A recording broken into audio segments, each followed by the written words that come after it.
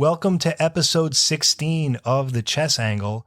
We are the official podcast of the Long Island Chess Club in New York. For those of you who may be listening for the first time, we discuss chess at the amateur level for both tournament players and hobbyists. So regardless of what level you might be at, there should be something here for everyone. Before I get into the meat of this week's episode, I want to share a little story with you. I recently bought a chess clock. I hadn't been in the market for one for quite some time because I was using a Chronos chess clock. You may be familiar with those. They have a good reputation. They have an all-metal construction, and they're very durable, but they are notoriously difficult to set. That was the one thing that was a little frustrating with it. But anyway, the display kind of gave out after about 12 or 13 years or so. And I did something when I got my new chess clock, crazy, that no other chess player has done, at least from my experience. Okay? I'm thinking of calling the Guinness Book of World Records because I did something that I've never seen any other chess player do. Are you ready? Wait for it. I sat down with a cup of coffee and I read the instructions. Yay! Read the instructions for your chess clock, people. Okay? I can't tell you how often, as a TD, as a tournament director, that players will come up to me, oh, can you set my clock? Can you set my clock? You know, I'm trying to put the pairings out and run the tournament, and they want me to set their clock. Now, technically, just so you know, if you want to be literal about this, TDs are not required to set clocks. That's actually in the rule book if you want to get like real literal about it. But then I'll say to the players, you know, did you read the instructions? Oh, no. And they look at me like I just insulted their mother. Oh, no, I lost them. I didn't read them. Are you kidding me? When I purchased the clock that I just got, and I'll tell you about it because it's really good, I sat down. I thought this was going to take me like a long time. Within 10, 15 minutes, the newer ones are very easy to set, at least the one that I got. You simply press and hold that middle button and whatever you need to change flashes. But what I like about it, there's not a lot of presets and complicated things. It's actually easier. Sometimes when there's a lot of presets, that makes it more difficult. But I don't know. I guess that's not the cool thing to do in the tournament world. You know, it's not cool to read the instructions. But anyway, so many players I've run into in my years as a player in TD where they own this great clock and they don't know how to set it. So just thought I'd share that story. I recently purchased a chess clock from a company called Leap, L-E-A-P, just like, you know, like Leapfrog. And I actually linked it below because it's that good. I brought it to the club. A few people asked me about it. Very, very easy to set. Very clear display. It has the time delay on it. It has the bonus delay. Pretty much any of the features you would need. Has a good feel. It doesn't have an annoying click. It's not too big. It's not too small. I ended up buying two of them because as a TD, you know, people are always asking me about clocks. It's just easier for me to lend them one I have than to try to figure out how to set theirs. And I just don't have time for that when I'm running a club. But if you're interested, I linked it below. And just a note about the links, anything I link up, anything, I stake my reputation on that, the reputation of the club and the podcast. I will not recommend anything unless I've purchased it and used it myself. And in many cases, I know other players have as well. So just know that I'm not just going to put links for the sake of it. It means it's a product that I think is really good or a website that I think is really good that I've used myself. So I put my reputation on that. I take these links and recommendations very seriously. If you're in the market for a chess clock, check out this Leap clock. They have different models. They have a few cheaper ones that are a little bit smaller. I got the more expensive one. It's a little bigger. I mean, it's only $25, which is not bad for a digital clock. It's not like you got to shell out $100 or anything. But if you're interested, you can check out the link. If not, if you already have a clock, you can just ignore this. But I do like to share things that I find very useful myself because I know that can be a frustrating experience because there's so many choices now. What do they call that? Option paralysis. You want to buy a chess clock. You want to buy a pair of sneakers, and there's a zillion different choices. It can be overwhelming. So if I see something that works, I'll link it up for you. And if not, I won't because I'm not going to waste anybody's time. So now let's talk about chess for tigers, which is what this episode is all about. I believe it is the best primer on chess psychology that's out there. If you're looking for that first book on chess psychology at the amateur level, or if you just want a one and done book for chess psychology, this would be the one to get. Now, it's a little bit of a corny title. If someone told me to buy a book called Chess for Tigers, I would kind of laugh. I was like, what does that mean? Do I roar at my opponent? It's kind of a corny title. As far as the content, a better title would be Chess Psychology for the Amateur Player. Because I think if I didn't know about this book, if I just saw it online, I don't think I would click on it, or I would dismiss it in a bookstore. But anyway, moving on. I believe it's the best primer on chess psychology, and it's not what I call a kumbaya book, where it's just like cheerleading and, if you believe in yourself, you can win at chess. No, it's not one of those. It gives you practical things to do where you can get better. And I'm going to tell you up front, yes, I absolutely recommend this book. I know I listed this as a book review, but I'm really not going to review a book unless it's good. So I'm not going to be like a YouTube video where you have to wait till the end. I'll tell you up front, if you're kind of a hurried listener, yes, I absolutely recommend this book. Okay, what I like to do with book reviews, I like to give a general overview. Then I like to look at each chapter, maybe give a quote, and then give some final thoughts. So I don't want it to be too quick, but I don't want it to be, too thorough, too much of a deep dive, shall we say, because then it gets a little, cumbersome. As a TD and a player and a chess teacher, because I work with adult beginners, I know a lot of players who have a great theoretical knowledge of the game. They have study regimens that can compete with those of titled players as far as the amount of time they put in. Yet when they sit down at a live game or a USCF rated game, which is what it's all about, it never quite comes together. They lose games to weaker players. They make silly mistakes and a lot of mental errors. And that's where this book comes in. And what I just told you is a little bit of a paraphrase from the introduction, but that's what this book is about. It's really about chess psychology at the amateur level. Now, if you're already a 2100 player, a 2200 player, you probably don't need it. But if you're a struggling class player, let's say you're a 1400 player and, for the love of God, you just want to get to like 1600. Or if you're a 1600 player and you just want to get to 1700, but you're kind of flatlining, that probably wasn't the best word. But anyway, you're stagnating. That's probably better. This book can help. All right. Because it'll kind of, make you aware of mistakes mentally that you may not even be aware of. Now, The Amateur's Mind, which I also recommended, he has a chapter on that, but this is kind of a whole book on that. So let's get into some of the chapters and what they discuss. So the first chapter is called So You Want to Be a Tiger. It's all about using your natural ability and being aware of your strengths and weaknesses and using that to your advantage. So here's a quote from page 7. You have a reasonable knowledge of your favorite openings. Your positional judgment is better than that of many players you lose to, and you can analyze tactical lines as well as some players twice your strength. And yet you only play at your full strength maybe 1 or 2 games in 10. This is because you waste much of your ability by not directing it properly.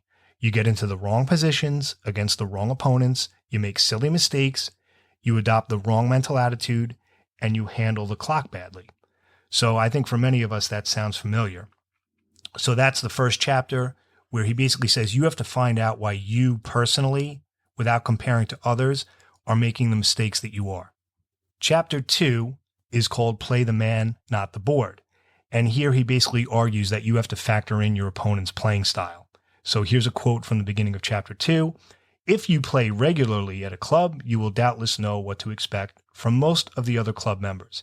You may know that Smith will attack like crazy and go to any lengths to avoid an exchange of queens, that Jones is lacking in confidence and inclined to agree to a draw in a good position, and that Bloggs relies mainly on setting cheap traps. With this information, you should be able to tackle each of these opponents in a particular way. So there you go. So he wants you to keep your opponent's ability in mind. So maybe if he's positional, you play more tactical. Now, personally, I don't know if I question that, but that might not work for every player, because if you go out of your way to play a different style just to accommodate your opponent, you might play worse. But this is what he argues in the book, and the way he presents it is pretty valid. It's pretty convincing. I won't read the whole chapter, obviously, but that's his whole thing, is you need to factor in your opponent's playing style. The next chapter is called Looking in the Mirror, where he asks you to really take a look at yourself and not play the comparison game. Do what you need to do to win. Don't worry about how this guy's going to win. So here's from page 26.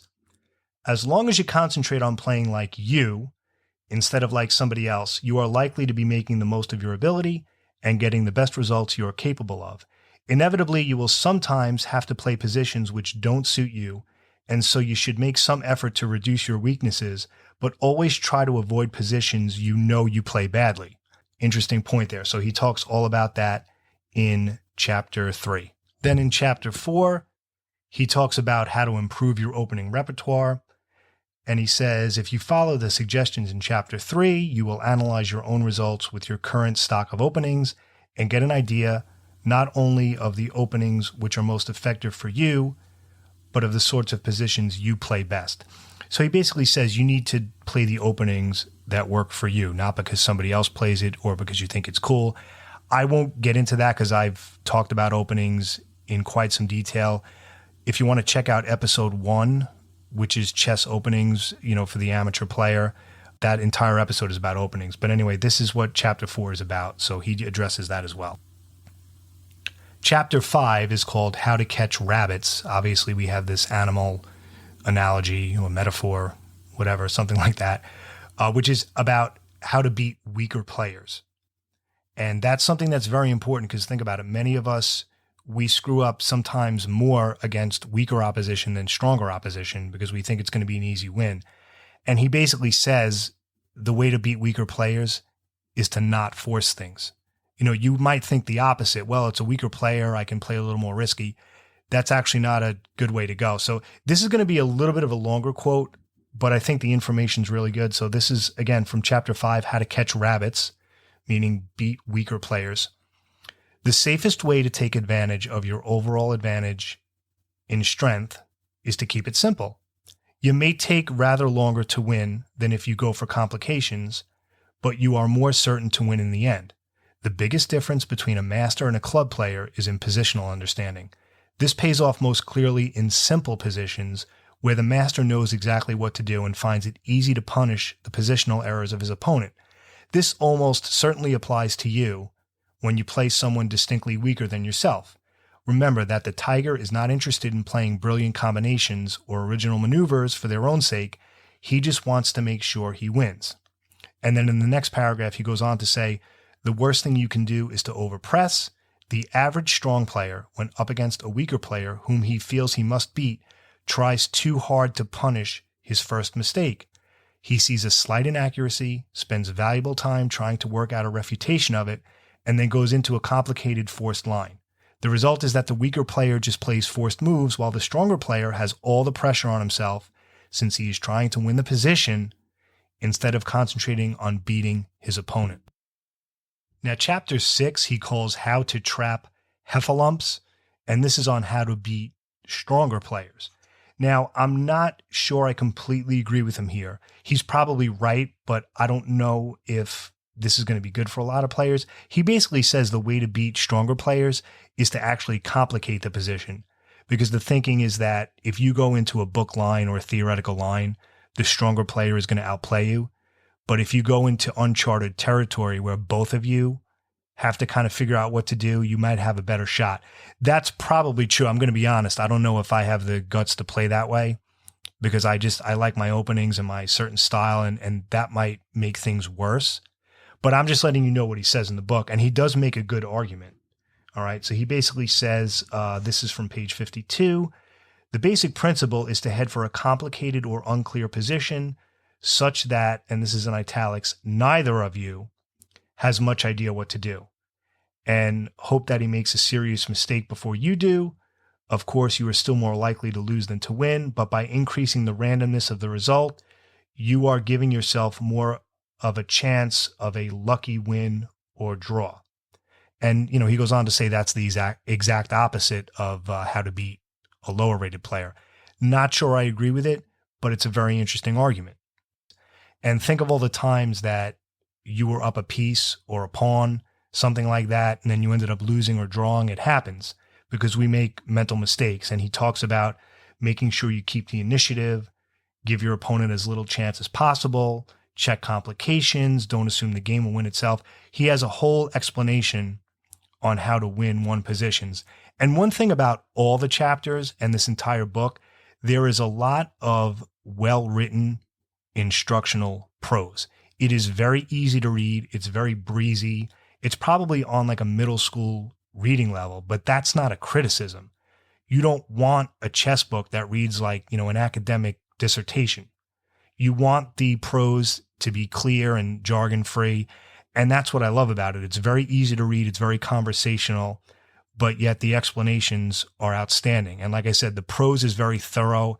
He doesn't put in a lot of games and variations. It's mostly words, which is what you want in a book about chess psychology. He gives just enough examples without cluttering it.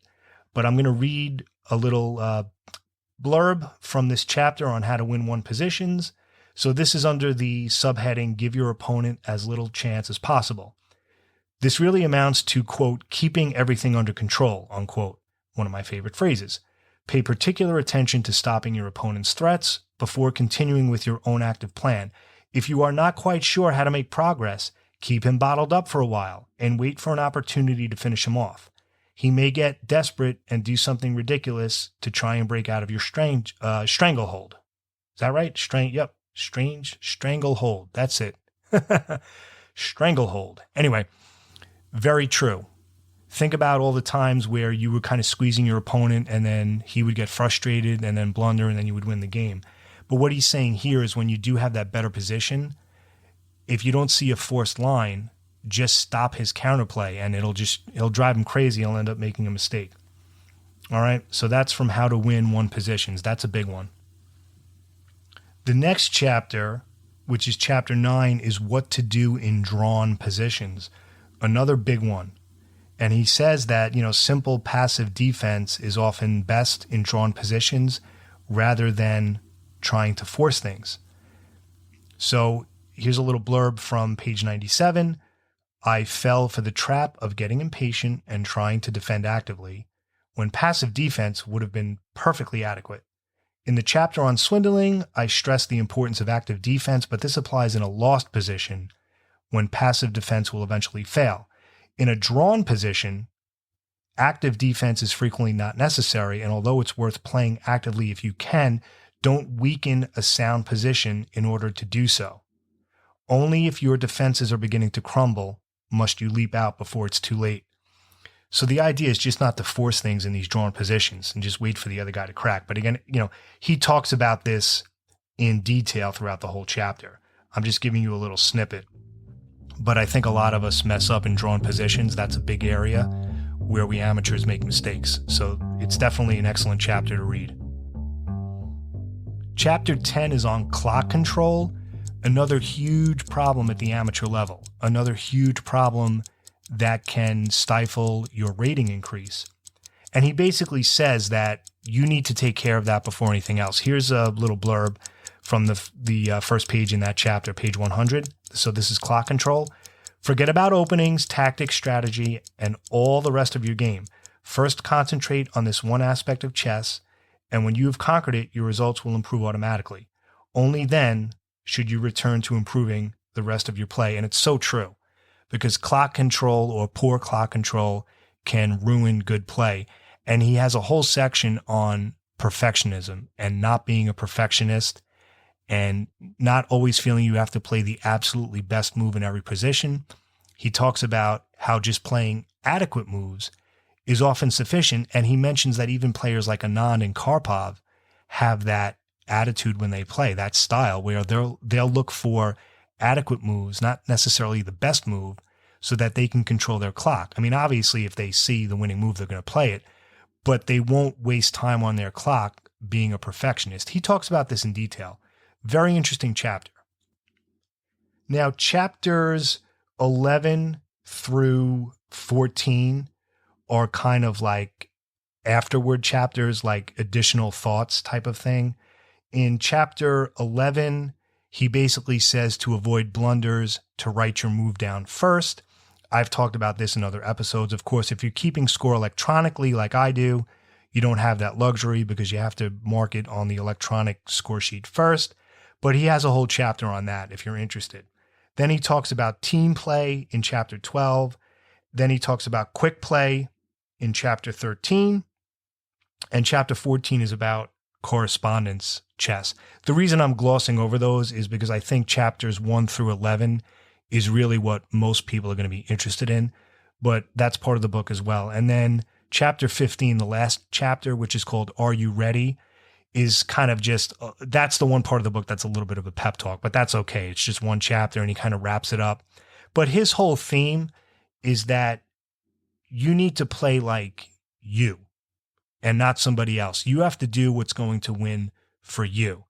And one of the things he says in the book at some point, I don't think I quoted this one, he talks about how you might see two ways to win a position. You know that one way is the quote unquote correct move, like the computer move. It's like a tactical thing. But if you don't know the continuation and how to follow up, don't play it because you're going to lose. Like you might see another way that's much slower, but you know that way is going to work. Just do it that way. And that's his whole thing. It's about winning the game, not about winning it in style. All right. A point on the score sheet is a point on the score sheet, no matter how you got there. So if you have a tricky tactical way of winning something and you're not sure the continuation, and you have another way where maybe you trade down, it goes into an end game, but you know you'll win it, go that route. And he actually gives an example of a game where that happened. All right, so some final thoughts on Chess for Tigers by Simon Webb. I highly recommend this book for any amateur rated below 2000, especially rated below 1800, who's very serious about improving his or her rating and is maybe frustrated and is stagnating a bit. It is really aimed at amateur players, I believe, because he hits at the heart of the problems that most of us struggle with. So I highly recommend it. The prose is excellent. It is very well written. It's easy to understand. It's mostly prose. He only has like some games in there. So it's not like these endless variations that are going to ruin the experience for you. It's highly readable. I recommend it. This is the best primer as far as books on chess psychology that I have seen. And if you're only looking for a one and done, I would get this book. It'll keep you in good stead at the amateur level for quite some time. And again, if you're interested, I have it linked below. As I said before, I don't link up or recommend anything unless I use it myself and I know it's good and I verified it, because I'm not going to waste anybody's time. This is an outstanding book if you're looking to improve the psychological aspect of your game. As always, I appreciate you listening and I hope you win your next game. Have a great day.